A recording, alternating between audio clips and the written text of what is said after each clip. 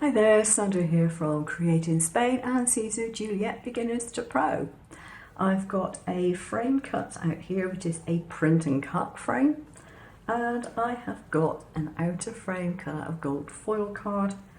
I'm going to use some glue around here in order to stick them together. I have a piece of acetate. So again, I'm going to put some double-sided tape on the edge of this to put it onto here.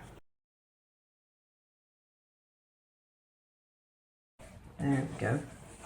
So that is actually placed, but I have a pocket there in order to put some bits and pieces inside. Then I can remove that tape layer and stick it down.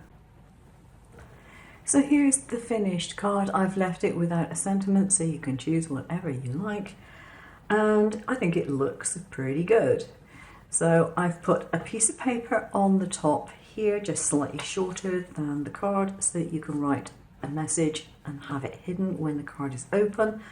And I've also included a cutout just of the baubles to add on the inside so that it looks good from the inside and the outside.